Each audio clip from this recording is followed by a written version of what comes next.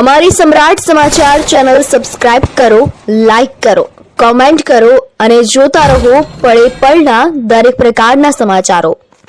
પાવઠી ગામના રહેણાંક વિસ્તારમાં અજગર નીકળતા ફફડાટ ફેલાયો। ભાવનગર જિલ્લાના તળાજા તાલુકાના પાવઠી ગામમાં આજે એક રહેણાંક વિસ્તારમાં અજગર દેખાતા ગ્રામજનોમાં થોડા સમય માટે ભયનો માહોલ સર્જાયો હતો।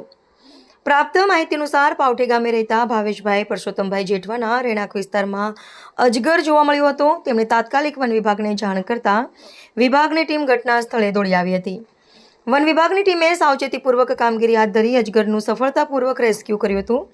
ત્યારબાદ અજગરને સુરક્ષિત રીતે કબજામાં લઈ તેના કુદરતી રહેઠાણમાં છોડવાની કાર્યવાહી કરવામાં આવી હતી।